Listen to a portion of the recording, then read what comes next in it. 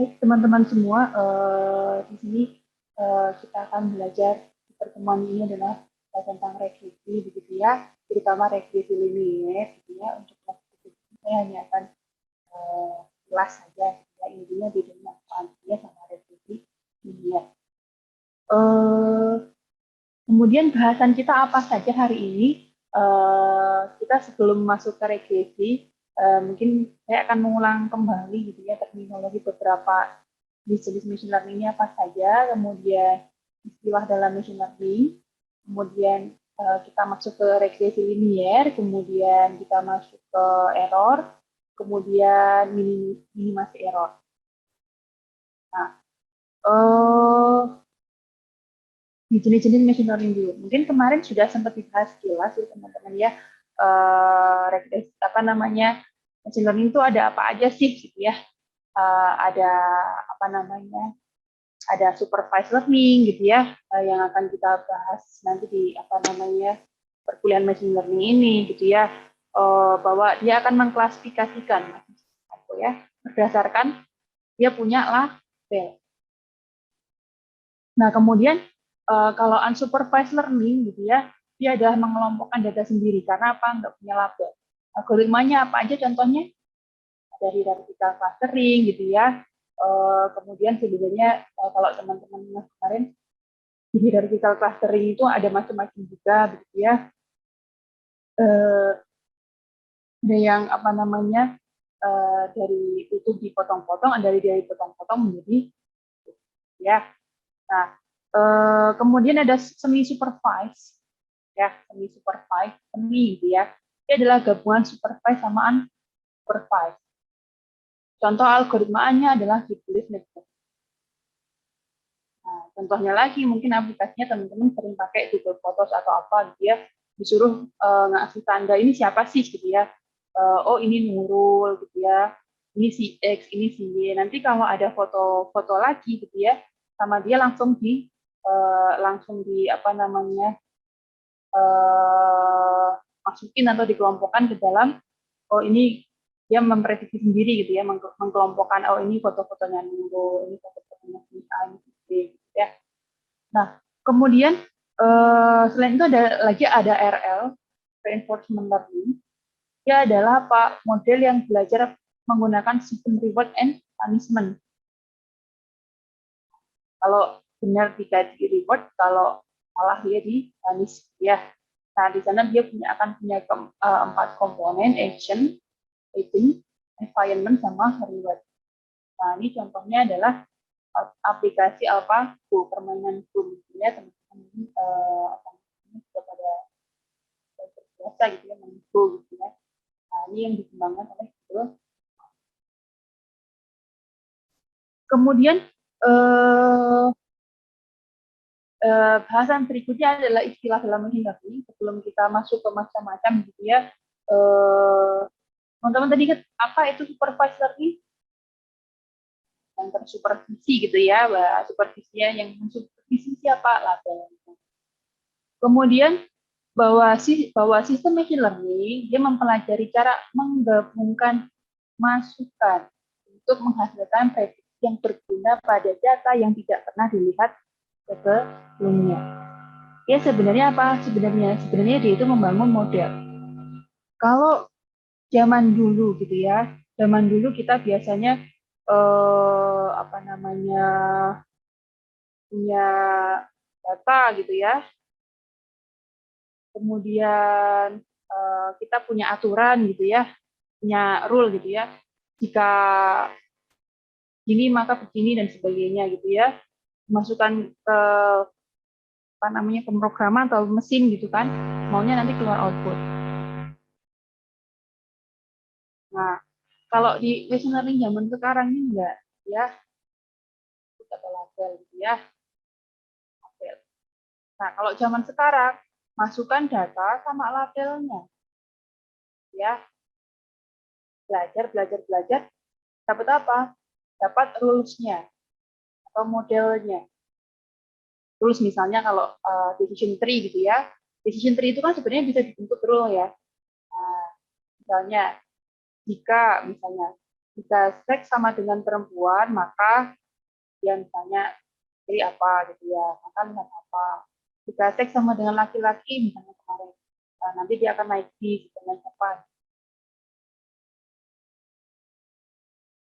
Kalau zaman dulu ya, nah kita punya data, kita punya aturan gitu ya.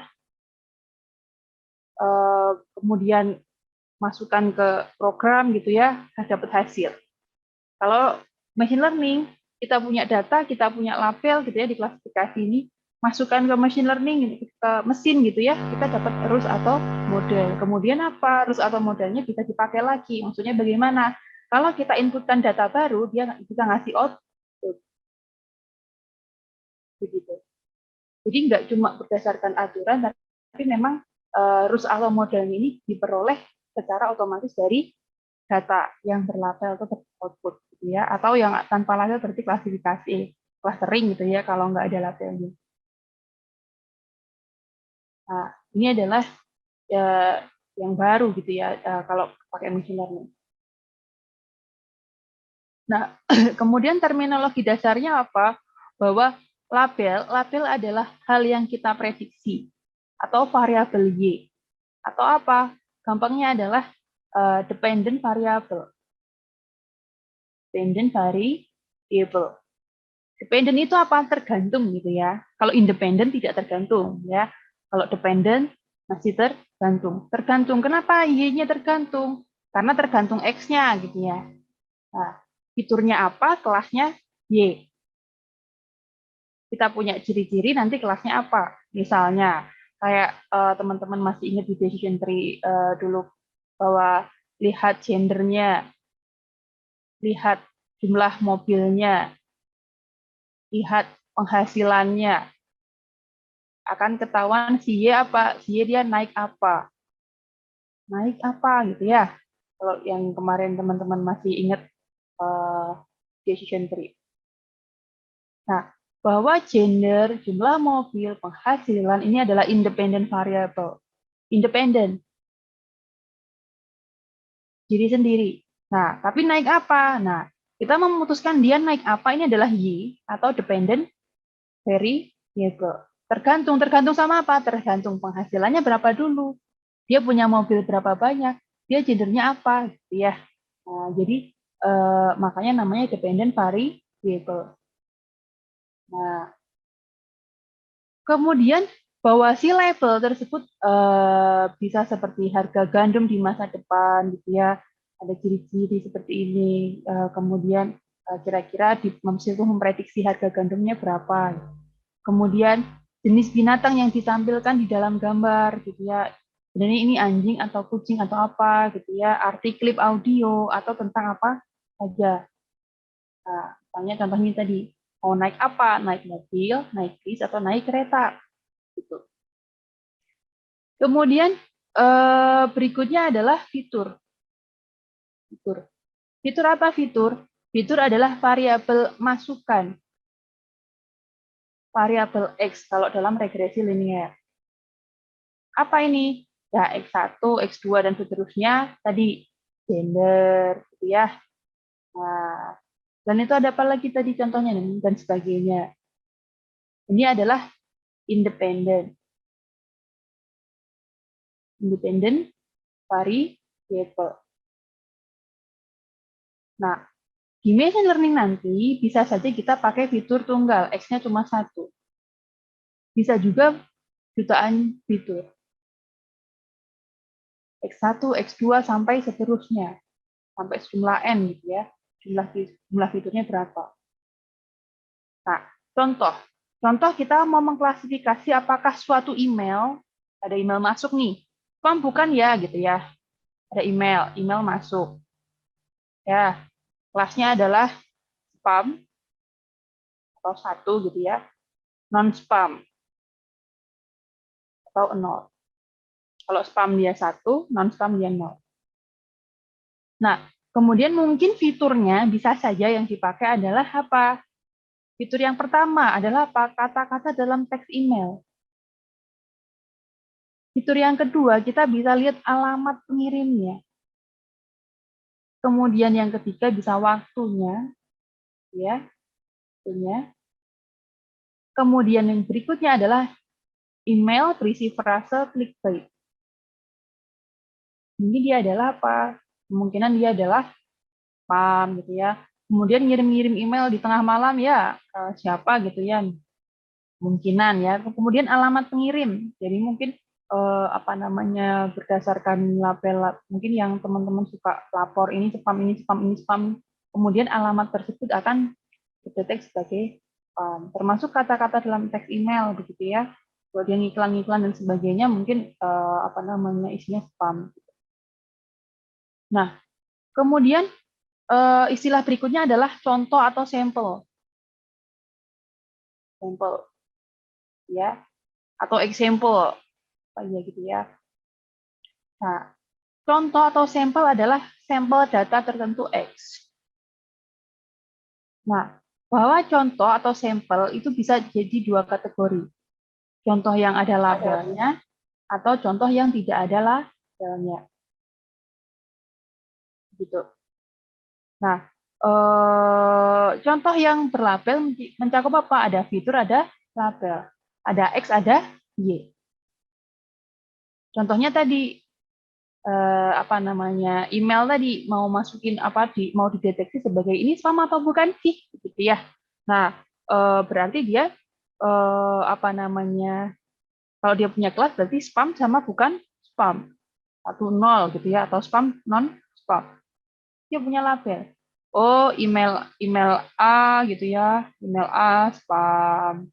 Email B non spam. Email C dan sebagainya. Berikutnya, sampel tak berlabel, ini adalah fitur semua, X1, X2, dan seterusnya sampai Xn, tapi nggak punya label. X saja, tanpa label. Nah, ingat X-nya ini bisa 1, bisa 2, bisa banyak. Ya.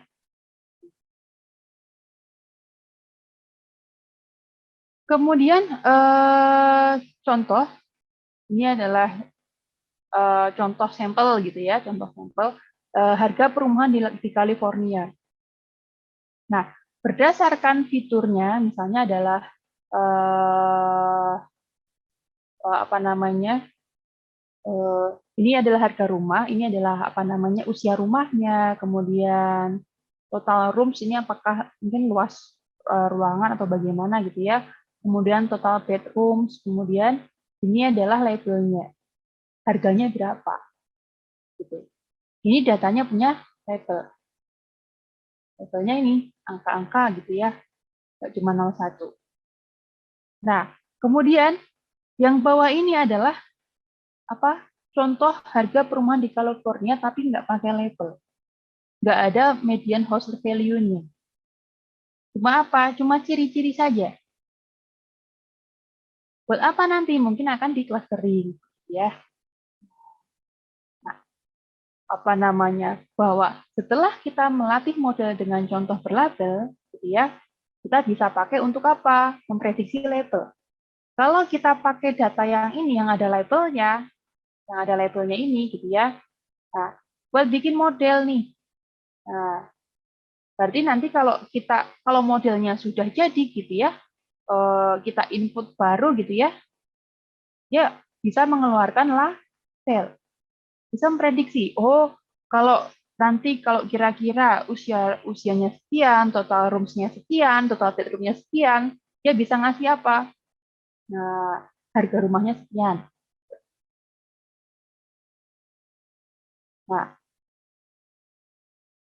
dalam pendeteksi spam, contohnya tak berlabel adalah email baru yang belum diberi label oleh manusia. Contoh. Nah, jadi inputnya kalau apa namanya kasusnya adalah apa namanya email spam non spam gitu ya. Nah, berarti email baru yang belum apa namanya belum ada tanda spam sama non spam jadi input gitu ya. Ada email sebagai input gitu ya. Masukin ke model yang sudah pintar gitu ya, mungkin sudah kita latih gitu ya dengan apa namanya data real gitu ya. Udah ada labelnya ini spam, ini non spam. Nah, outputnya adalah label. Dia bisa ngeluarin apakah email ini spam atau non-spam. Berikutnya adalah model. Dari tadi ngomongin model apa sih, Bu? Gitu ya. model ini adalah yang mendefinisikan hubungan antara fitur dan label. Kalau kita punya input X1, X2, X3, katanya masuk ke dalam model, tahu-tahu keluar dapat label atau kelas gitu ya, atau Y gitu ya. X-nya masuk ke model, keluarnya label. Dia adalah yang menghubungkan apa? Input sama labelnya, fitur sama labelnya. Nah, misalnya adalah model deteksi spam. Nah, model ini dapat dari mana? Dapat dari training. Nah, model ini dibangun dengan latihan atau training. Nah, tampaknya belajar gitu ya. Dari mana kita bisa tahu apa namanya bisa pinter gitu ya. Misalnya teman-teman mau ujian, ya latihan dulu gitu ya, latihan belajar gitu ya tampaknya. Nah, dia adalah membuat atau mempelajari. Ya, berlatih pakai apa? Dengan data sampel.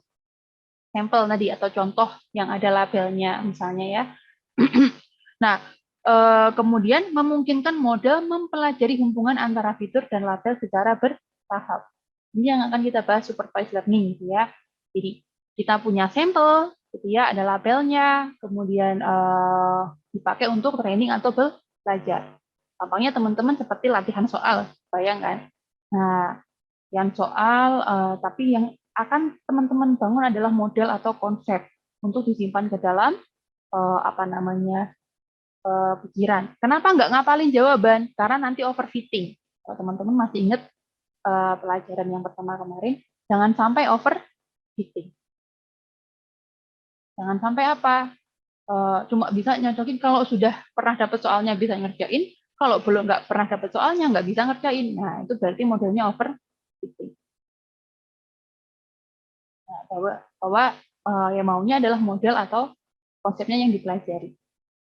Kemudian kalau si model ini sudah dibangun, bahwa model tersebut setelah dibangun, setelah melewati tahap pelatihan, akan melewati tahap pengujian.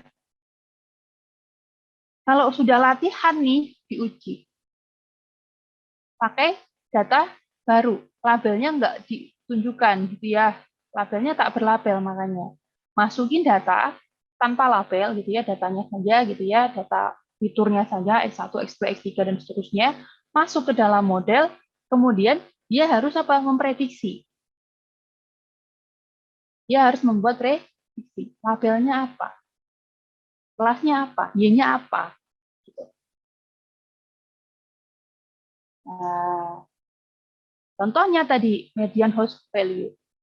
Ini adalah apa? Data yang berlabel. Belajar nih, X1 ada X2 ada X3. Ini adalah Y-nya. Nah, dari data-data yang ada labelnya, belajar modelnya bagaimana, gitu ya. Udah dapat model. Nah, yang ini yang nggak ada kelasnya ini masuk, gitu ya. Nah, yang bawah ini masuk ke model, kemudian dia bisa apa? Bisa memprediksi harganya kira-kira berapa. Nah, karena labelnya ini adalah harga.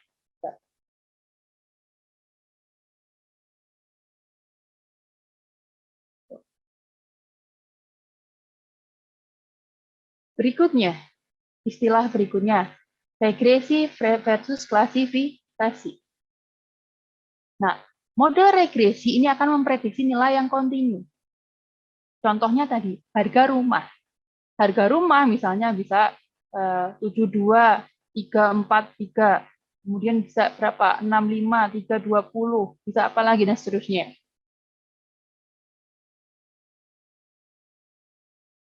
Nah, kemudian klasifikasi apa? Memprediksi nilai diskrit.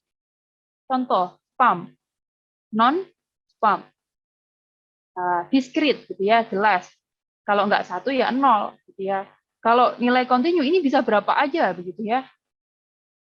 Bisa apa? Bisa banyak sekali. Nilainya bisa berapa saja. Kalau diskrit jelas. Berapa yang mau diklasifikasi? Menjadi 01, 01, 2, 3 dan sebagainya. 3 kelas, 4 kelas, 5 kelas jelas. Berarti nilai diskrit. 7 kelas, 8 kelas? Emang ada 8 kelas ya bisa saja gitu ya, sampai 10 kelas, nggak masalah gitu ya. Yang jelas kan jumlahnya ada 8 kelas. Tapi kalau misalnya harga rumah misalnya, ya bisa berapa aja gitu ya. Mungkin di sana apa namanya 600 juta, di sana 500 juta, lebihnya berapa? 500 ribu. Di sana 5 juta 500, lebih 550 lagi dan sebagainya. Nah, ini bedanya regresi sama klasifikasi. Continue sama discrete. Regresi itu continue, klasifikasi itu discrete. Nah, contohnya klasifikasi tadi spam, non spam. Terus kemudian gambar, apakah ini gambar tuh? Kalau dikasih gambar gitu misalnya ya, gambar gitu ya. Ini sebenarnya anjing, apa kucing atau hamster misalnya. Jelas kelasnya ada 3. Kelasnya 3 saja, jadi discrete.